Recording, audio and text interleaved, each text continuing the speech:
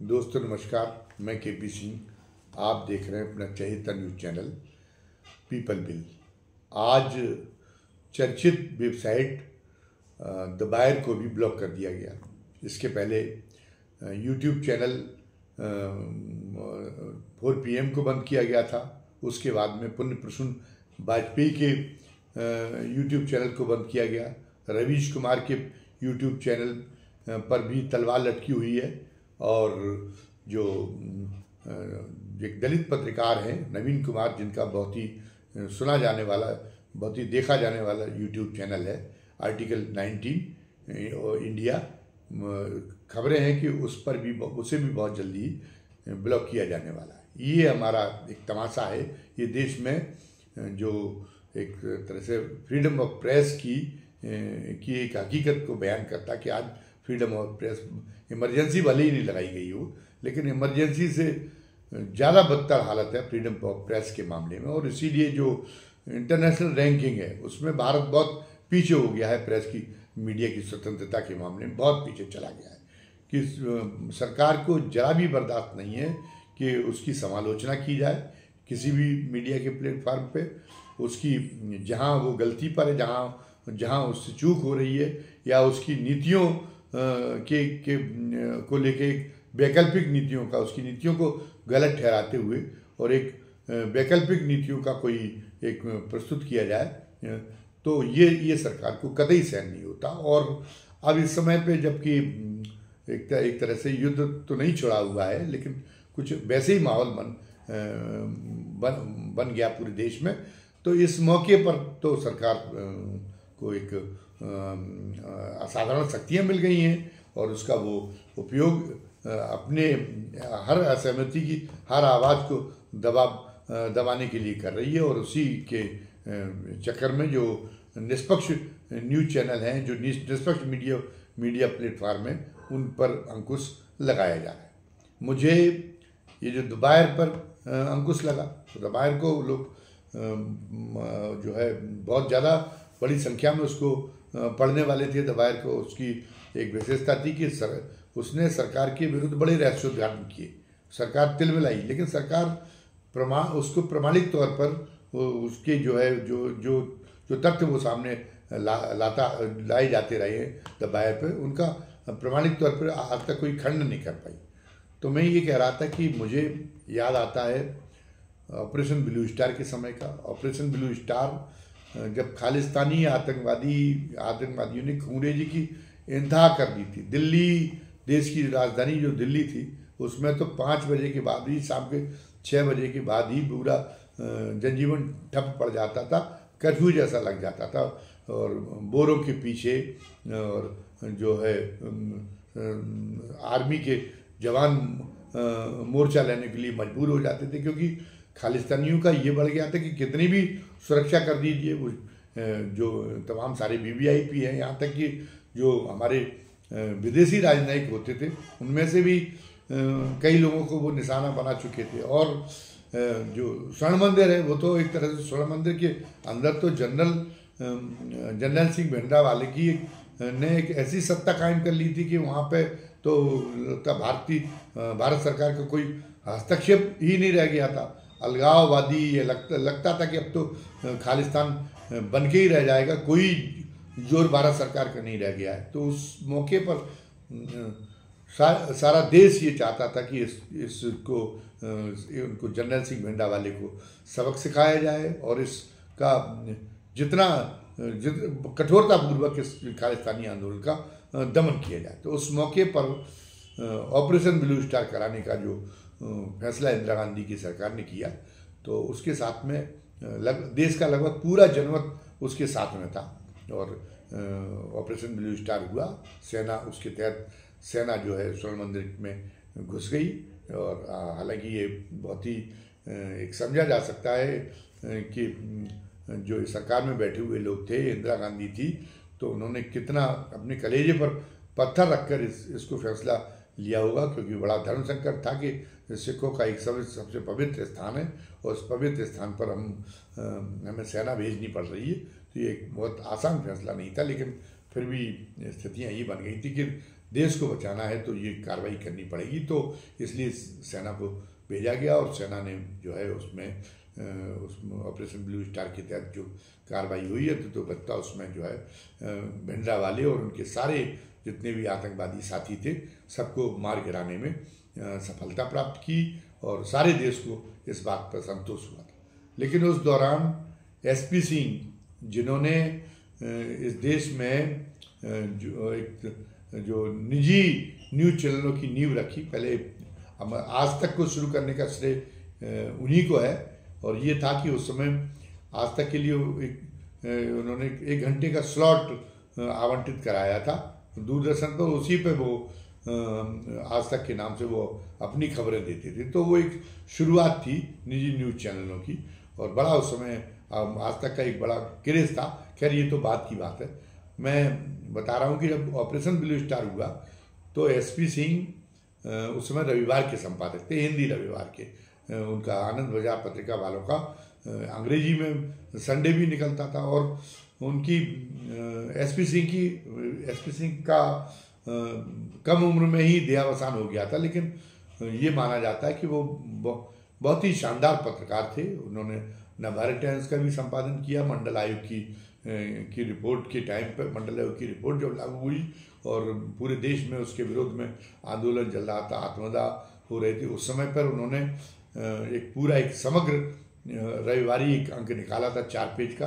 तो वो भी एक अनूठा अंक था जिसमें इस बात का रहस्य उद्घाटन किया गया था कि कैसे मीडिया ने अपने पूर्वाग्रह के कारण, अपनी जातिगत चेतना के कारण, अगर कोई प्रेम प्रसंग में भी लड़का मर गया तो उसको भी ये साबित कर दिया, उसको भी ये ठहरा दिया कि वो जो मंडल आयोग की रिपोर्ट लागू हुई है उसकी वजह से उस सवर्ण लड़के में जो निराशा हुई उसकी वजह से उसने आत्महत्या की या आत्मदाह किया। इस तरीके के तमाम सारे किस्से थे और वो उदाहरण के साथ में उस अंक में दिए गए थे। इसी तरीके से जो राम जन्मभूमि और बाबरी मस्जिद का जो आंदोलन चल रहा था, राम जन्मभूमि का आंदोलन चल रहा था, तो राम जन्मभूमि को लेकर, राम जन्मभूमि मंदिर को लेकर उन्होंने अयोध्या क्या वास्तव में राम जन्मभूमि है या नहीं, इसमें एक बहुत ही शोधपूर्ण ढंग से कई लेख उसमें प्रकाशित किए जो उनका उस पर भी जो उनका रविवारी अंक था, ये उनकी एक विशेषता थी।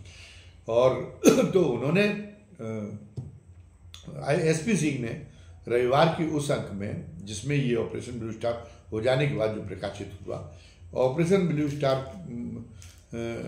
में क्या हुआ, इसको एक बहुत ही सनसनीखेज ढंग से और बहुत ही एक साहसिक पत्रकारिता का एक उदाहरण प्रकाशित करते हुए उन्होंने जो है रविवार का वो अंक जो है जारी किया था।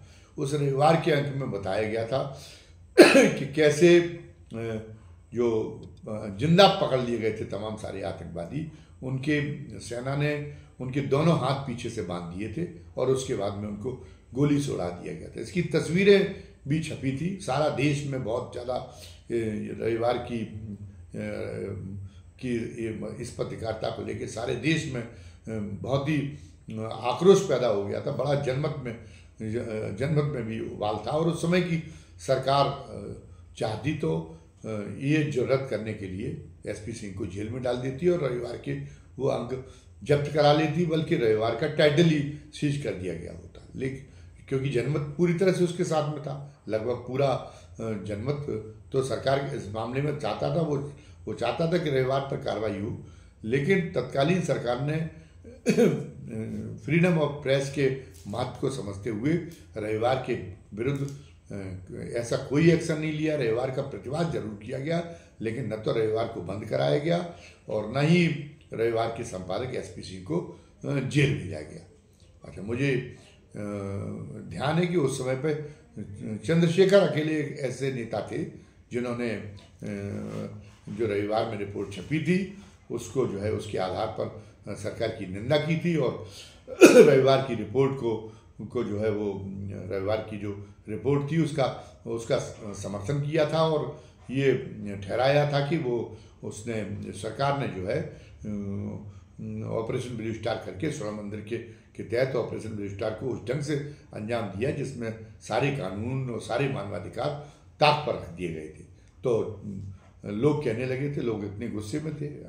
मैं पहले ही बता चुका हूँ कि लोग तो चाहते थे कि कड़ी से कड़ी कोई भी कार्रवाई करना पड़े, सरकार वो करे, कैसी भी कार्रवाई कानून और कानून की सीमाओं में अपने आप को और संविधान की सीमाओं में को अपनी बेड़ियां न बनने दे। वो जिस तरीके से हो निर्णायक होनी चाहिए, निर्णायक अंत होना चाहिए। ये जो खालिस्तानी आतंकवाद का निर्णायक अंत होना चाहिए, ये चाहता था। तो चंद्रशेखर भी उस समय जबरदस्त जनमानस के बीच में खलनायक बन गए थे। और अगर चंद्रशेखर के खिलाफ भी सरकार ने कोई कदम उठाया होता तो उसका स्वागत होता, उसका कोई विरोध ना होता। चंद्रशेखर वो करके अकेले पड़ गए थे। लेकिन उस समय जो है चंद्रशेखर के खिलाफ केवल इसीलिए कि एक लोकतंत्र का एक सम्मान बना रहे, एक इसलिए तत्कालीन सरकार ने सोचा कि इस असहमति की ये आवाज़ जिससे जनता बहुत उद्वेलित हुई है, लेकिन इसके बावजूद भी हम चंद्रशेखर के खिलाफ कोई कदम नहीं उठाएंगे ताकि हमारे लोकतंत्र पर कोई जो है कलंक ना लगे। लेकिन आज स्थिति क्या है? आज जो चाहे वो द बायर हो, चाहे वो 4PM हो, चाहे वो जो पुण्य पुरुष वाजपेयी का जो है YouTube चैनल हो, उनमें कोई उस स्तर की सरकार की मुखालफत नहीं हो रही जैसी रविवार ने की थी। उसमें कोई सेना का मनोबल गिराने वाली कोई चीज़, सेना की निंदा करने वाली कोई चीज़, वैसी चीज़ के इनमें से किसी ने नहीं की है जो रविवार ने की थी। लेकिन उस समय केवल इसलिए कि लोकतंत्र का सम्मान बनाए रखने के लिए लोग और लोकतंत्र को कहीं से संदिग्ध न होने देने के लिए उस समय सरकार ने उस समय जो संयम दिखाया। लेकिन आज तो सरकार बिल्कुल संयम दिखाने के लिए तैयार नहीं है और उसने ये साबित कर दिया। और साथ ही मैंने कहा जैसा मैंने बताया कि चंद्रशेखर जी ने वो जब जो आलोचना की थी ऑपरेशन ब्लू स्टार की, उससे वो अलग थलग पड़ गए थे। तो सरकार चाहती थी, बहुत आसान था तत्कालीन सरकार की चंद्रशेखर जी को के खिलाफ एक देशद्रोह का केस लगा के और उनको जेल भेज देती, लेकिन नहीं किया। और आज जब मल्लिकार्जुन खड़गे ने जो गलती तो प्रधानमंत्री की तरफ से हुई है, प्रधानमंत्री का सुपीरियरिटी कॉम्प्लेक्स इतना ज़्यादा है कि ना वो लोकतंत्र को समझते हैं, ना कुछ देश को समझते हैं। और इसी को लेके उनसे बल्कि संघ प्रमुख मोहन भागवत तक कह चुके हैं कि नहीं, सेवा करना चाहिए, लेकिन सेवा का अहंकार नहीं होना चाहिए। लोग अगर कहने लगे मसीहा, वो बात अलग है, किसी को हमें, लेकिन हमें तो अपने मुंह से तो नहीं कहना चाहिए। तो वो जो मोदी जी की जो मानसिकता थी, वो कहने लगे थे कि मैं तो नॉन बायोलॉजिकल हूँ, मैं तो अवतारी हूँ। तो उसके लेके तो मोहन भागवत ने भी उनकी आलोचना की थी। तो केवल इसीलिए अपनी एक कि हम सारी चीज़ों से ऊपर है, हम लोकतंत्र से ऊपर है, हम देश से ऊपर है, हम संविधान से ऊपर है, ये केवल जताने के लिए वो जो 2 सर्वदलीय बैठकें हुई पहलगाम हमले के बाद में, दोनों ही बैठकों में वो जो है अनुपस्थित रहे।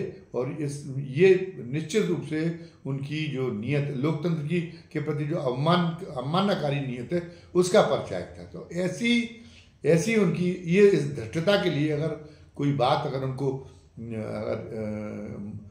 खड़गे ने, कांग्रेस के अध्यक्ष मल्लिकार्जुन खड़गे ने उन पर कही थी, तो दूरदर्शन से ये प्रसारित करा दिया गया कि वो देशद्रोही है। एक तरफ तो चंद्रशेखर है, उन्होंने तो कुछ ऐसा काम किया भी था कि अगर उनका प्रसारित किया जाता कि चंद्रशेखर का काम तो देशद्रोहपूर्ण है, तो कोई उस पर उस समय उज्र नहीं करता, कोई आपत्ति नहीं करती। और मल्लिकार्जुन खड़गे ने तो कोई प्रधानमंत्री की आलोचना इस ढंग से की भी नहीं है कि वो जो है उसको जो है देशद्रोह की कोटि में ठहराया जा सके। और इसके बावजूद भी दूरदर्शन पर प्रसारित करा दिया गया, जो सरकारी टेलीविज़न है, उस पर उनको देशद्रोही के रूप में प्रसारित करा दिया गया। ये एक बहुत ही जो खतरनाक परंपराएं डाली जा रही हैं। एक बार फिर इसका परिचय हुआ है इन कदमों से, और अभी लोग इस बात को महसूस नहीं कर रहे। अभी लोगों ने अपने आप को एक तरह से बिल्कुल एक अंधभक्ति में एक व्यक्ति के लिए अपने अपनी सारी सोच को एक व्यक्ति के लिए कुर्बान करके रख दिया है। उसकी ना कोई सोच रही है, ना उसका संस्थाओं का, ना लोकतांत्रिक व्यवस्थाओं की, ना लोकतंत्र के भविष्य की वो कोई चिंता कर पा रहा है। और जबकि एक व्यक्ति एक नश्वर होता है। अब आपने सारा पूरा सिस्टम ही एक समझ लिया कि वो एक व्यक्ति पूरा सिस्टम है, उसकी निरंकुशता, उसकी मनमानी पे उसी पे सब कुछ सर्वस्व न्यौछावर है। तो कल को अगर वो व्यक्ति नहीं रह जाएगा, तो जब आपकी कोई पहलकदमी है ही नहीं नागरिक के रूप में, तो इस लोकतंत्र का क्या मतलब रह जाएगा। और लोकतंत्र का महत्व, लोकतंत्र की हर नागरिक के जीवन में क्या उपयोगिता है, इसको अभी आप नहीं समझ पा रहे। लेकिन अगर ये लोकतंत्र नहीं रह जाएगा, तो आपको इसकी उपयोगिता और इसका जो महत्व आपको इसका समझ में आएगा। तो भले ही आप जो है बाहर से सहमत ना हो, बाहर की रिपोर्टिंग को ये अगर बहुत सारे लोग ये समझते हैं कि बाहर की रिपोर्टिंग एक तरफा है, वो उनका केवल सरकार की आलोचना करना ही उन्होंने अपना एक वो बना रखा है, उन्होंने एक अपना लक्ष्य बना रखा है। अगर आप 4 PM को ये समझते हैं, ऐसा समझते हो, तो ठीक है, तो उनकी आलोचना करिए, उनको देखना बंद करिए, उन पर विश्वास करना बंद करिए। पर आप सरकार को ये अधिकार मत दीजिए कि नहीं, वो जो है वो सरकार ऐसे अपने से असहमति वाले किसी भी मीडिया प्लेटफॉर्म को रहने ही न दें। ये जो है, ये एक बहुत ही नासमझी का और एक नादानी का काम है। इन चीज़ों का अगर आप समर्थन कर रहे हैं, और इन चीज़ों से तो फिर एक दिन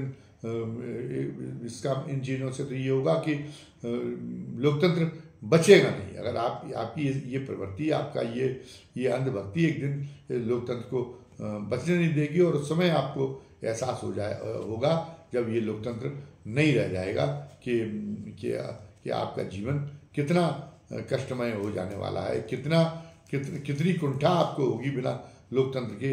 अगर ऐसा अवसर आ जाए कि बिना लोकतंत्र न रह जाए, और उसमें आपको जो है उसमें अपना जीवन निर्वाह करना पड़ रहा हो, तो तब आपको महसूस होगा कि वो कितना कठिन होगा, वो कितना दुष्कर होगा, और कितना जो है कितनी आपके अंदर अवसाद और कुंठा भर देने वाला होगा। तो आज की वीडियो में बस इतना ही। वीडियो समाप्त करने के पहले हम एक बार फिर अपने नए दर्शकों से, जिन्होंने पहली बार हमारा इस वीडियो को देखा है, उनसे ये गुजारिश कर लेना चाहते हैं कि अगर उन्हें ये हमारा वीडियो में कुछ नयापन लगा हो, उन्हें जो है इस वीडियो में जो विचार व्यक्त किए गए हों, वो उनसे वो आकृष्ट हुए हों, और वो चाहते हों कि हर वीडियो हमारा आपको इस तरीके का देखने को मिले, तो वो हमारे चैनल को सब्सक्राइब करें, लाइक करें, और ज़्यादा से ज़्यादा संख्या में शेयर करें। धन्यवाद। जय हिंद, जय भारत।